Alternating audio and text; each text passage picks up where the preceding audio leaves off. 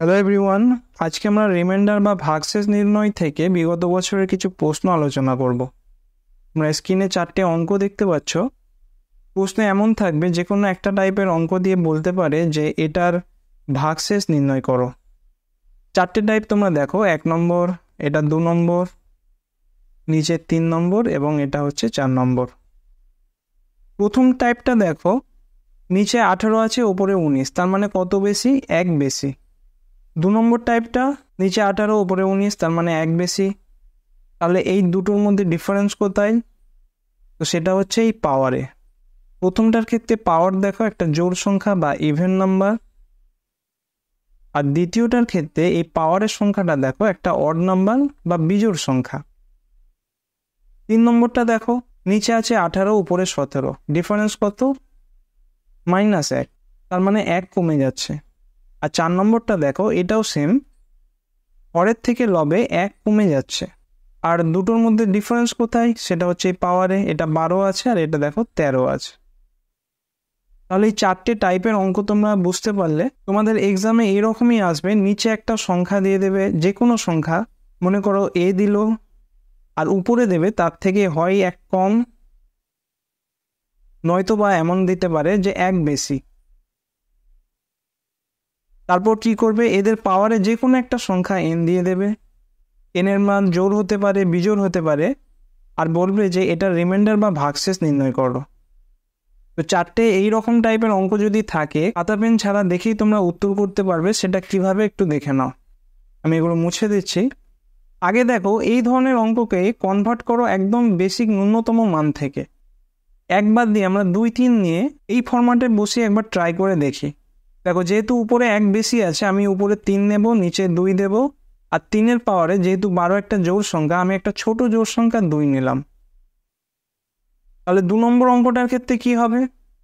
এখানে দেখো 3 হবে, নিচে 2 হবে, আর উপরে 3-এর পাওয়ারে 3 নিলাম, যেহেতু একটা বিজোড় সংখ্যা।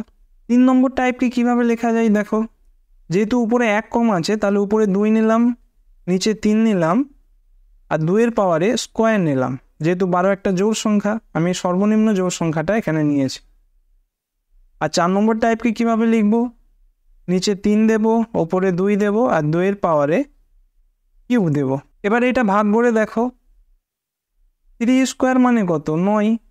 এবার 9কে 2 দিয়ে ভাগ করছো, তো 2 4 8, তাহলে রিমাইন্ডার বা ভাগশেষ কত থাকলো? 1। 2 নম্বর অঙ্কটার ক্ষেত্রে দেখো, উপরে 3-এর কিউব আছে, 3-এর কিউব মানে 3 স্কোয়ার ইন্টু 3, মানে 9 ইন্টু 3 অর্থাৎ 27। তাকে কত দিয়ে ভাগ করছো? 2 দিয়ে। এবার দেখো 13 2 26 হচ্ছে, ভাগশেষ কত থাকছে? 1।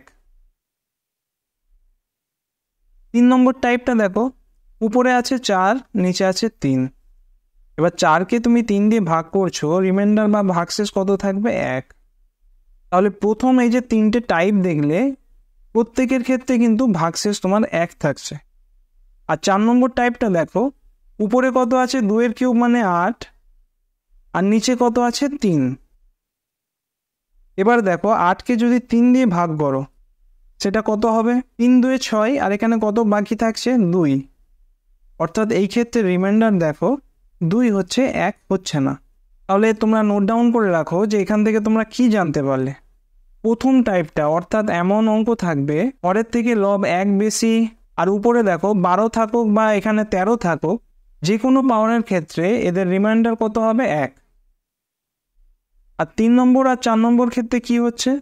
এখানে দেখো হরের থেকে লব 1 কম থাকছে, আর পাওয়ার যখন জোড় সংখ্যা হবে তখন রিমাইন্ডার কত দেবে? 1। আর পাওয়ার যদি বিজোড় সংখ্যা হয়, তাহলে রিমাইন্ডার হবে, দেখো এই লবটা, যখন এটা আমরা নিয়েছিলাম, এর লব কত? 2।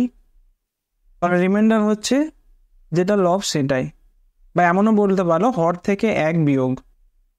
এতক্ষণ যে মেথডটা দেখলে সেটা হচ্ছে একদম সিম্পলেস্ট প্রসেস এবং কম্প্যারিজন মেথড। একটা বড় সংখ্যাকে এরকম ছোট সংখ্যা আকারে ধরে সেটাকে কম্পেয়ার করে আমরা বার করলাম যে রিমাইন্ডারটা কত হতে পারে। এরপর দেখো, এইসব অঙ্কগুলো করার জন্য একটা থিওরেম আছে, অনেকগুলো থিওরেম আছে, তার মধ্যে আজকে একটা দেখাবো, সেটা হচ্ছে নমিনাল থিওরেম। নাম জানার দরকার নেই, নামটা কি আছে দেখো।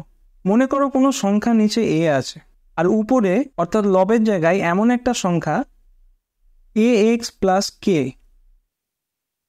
দেওয়া আছে আর এর পাওয়ারে কত আছে n। যদি বুঝতে না পারো আমি এটা উদাহরণ দিচ্ছি।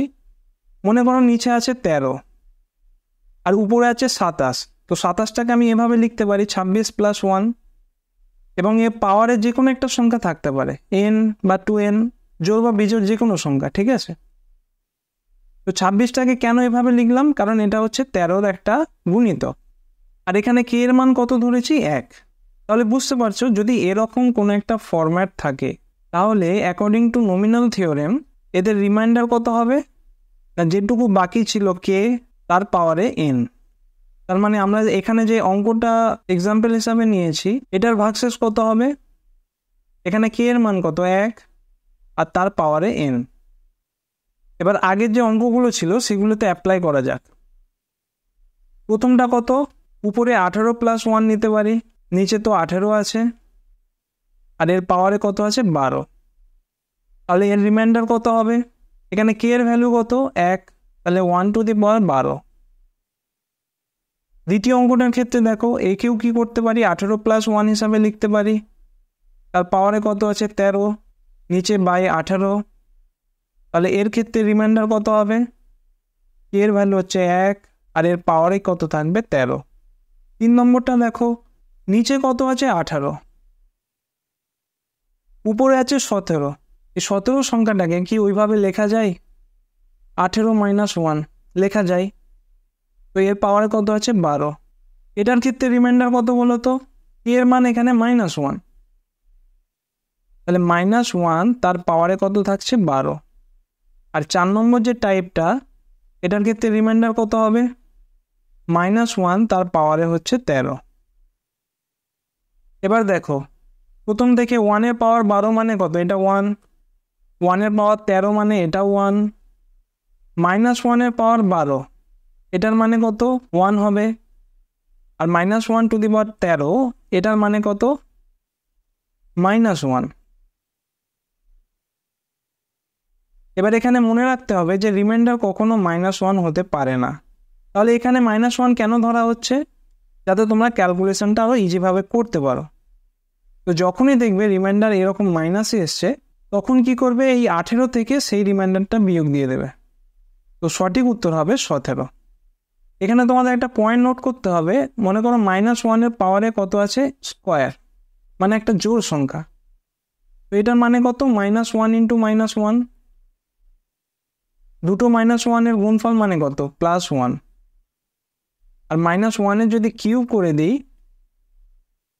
তার মানে কত -1 এর স্কোয়ার আছে তার সঙ্গে আবার একটা -1 গুণ, তো এর রেজাল্ট কত দেবে -1।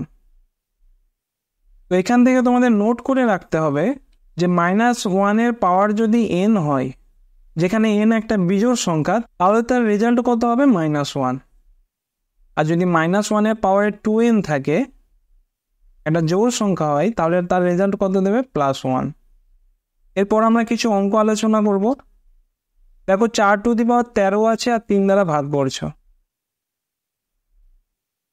এটা কি আছে উপরে 1 বেশি, উপরে 1 বেশি থাকলে পাওয়ারটা ম্যাটার করে না, জোড় থাকুক বা বিজোড় থাকুক সঠিক উত্তর হবে 1। 25^25কে 26 দ্বারা ভাগ করলে ভাগশেষ কত হবে, আমি এখানে বাই করে লিখছি 26। তো 26 থেকে 25 কত কম, 1 কম, তার মানে এটা 4 নম্বর টাইপের অঙ্কটা। 4 নম্বর টাইপের অঙ্কটা কি ছিল না, পাওয়ারে দেখো বিজোড় সংখ্যা, তাহলে এখানে দেখো দুটো কন্ডিশন স্যাটিসফাই করছে। প্রথমত এই লব 1 কম, আর দ্বিতীয়ত কি এই পাওয়ারটা হচ্ছে একটা অড নাম্বার বা বিজোড় সংখ্যা। তো 4 নম্বর টাইপের অঙ্কটা এটা বুঝতে পারছো, এর সঠিক উত্তরটা কি বলেছিলাম যে এই লবটা, অপশন ডি হবে সঠিক উত্তর। এবার এটাকে নমিনাল থিওরেম অ্যাপ্লাই করে কিভাবে করব, 25টাকে কিভাবে লেখা যায় 26 - 1, পাওয়ারে কত আছে 25 আর নিচে কত আছে 26, এখানে k এর মান কত -1, তাহলে রিমাইন্ডার কত হবে -1^25।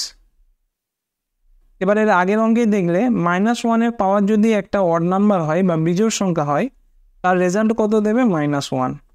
এবার আমি এটাও বলেছিলাম যে কোনো সংখ্যার ভাগশেষ কখনো -1 হতে পারে না। যেমন একটা উদাহরণ দিচ্ছি, তুমি 13 দিয়ে 12কে ভাগ করছো, দুভাবে করতে পারো। একটা শূন্য দিলে 12 অবশেষ থাকলো, তাহলে রিমাইন্ডার কত হচ্ছে 12। তো তুমি এটাকে অন্যভাবেও করতে পারতে। দেখো 13 একে 13, এর ডিফারেন্স কত হচ্ছে, ছোট থেকে বড় বিয়োগ করছে মানে -1। এবার আমি কি বললাম, -1 তো রিমাইন্ডার হতে পারে না। তো তখন কি করবে, এই ভাজক থেকে ভাগশেষের যে মানটা ওটা বিয়োগ করে দেবে, মানে 13 থেকে 1 বিয়োগ করলে কত হলো 12। তো সেম প্রসেস এখানে অ্যাপ্লাই করো। এর ভাজক কত আছে 26, ভাগশেষ কত বেরিয়েছে -1, তাহলে এর প্রকৃত রিমাইন্ডার হবে 26 থেকে 1 বিয়োগ করলে 25। এর পরের অঙ্কটা দেখো, দুটো সংখ্যার যোগফল আছে আর একে কত দিয়ে ভাগ করতে হচ্ছে 68।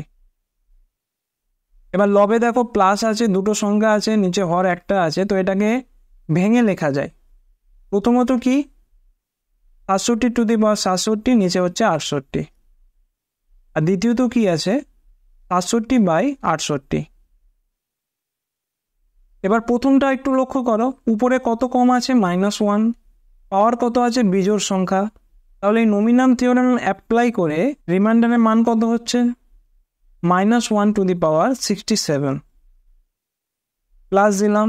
এটা দেখো যেহেতু 1 কম আছে, এটার ক্ষেত্রে হবে -1। এবার দেখো -1-এর পাওয়ার একটা বিজোড় সংখ্যা আছে, তার মানে এর মান কত -1, প্লাসে মাইনাসে -1, তো টোটাল রিমাইন্ডারটা কত হলো -2।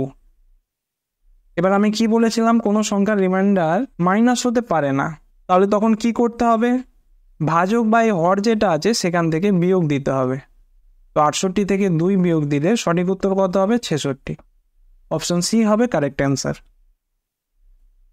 এটা ওই আগের মতো অঙ্ক, একে 17 দিয়ে ভাগ করছো।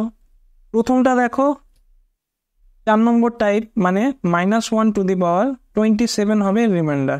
আর দ্বিতীয়টার ক্ষেত্রে কি হবে 37 দেওয়া আছে। দেখো আমি এখানে লিখছি, এটা তোমরা বারবার প্র্যাকটিস করলে দেখেই অ্যান্সার করতে পারবে। 37কে ভাগ করছি কত দিয়ে 17 দিয়ে।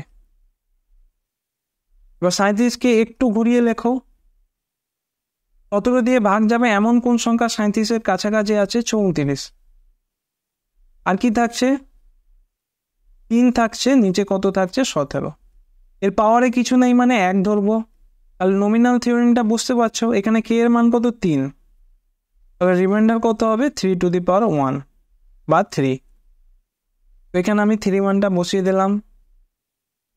-1-এর পাওয়ারে বিজোড় সংখ্যা আছে, তাহলে -1 হবে, প্লাস 3 হচ্ছে সমান 3 থেকে 1 বিয়োগ দিচ্ছ কত হচ্ছে +2, তো ভাগশেষ হবে +2।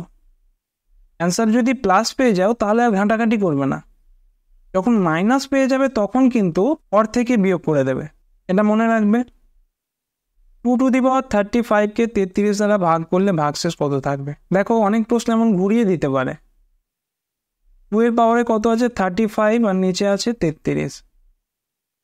এবার দেখো উপরের এই লবটাকে কি এমনভাবে আনা সম্ভব যাতে 33-এর বা 33 দ্বারা ভাগ যায়।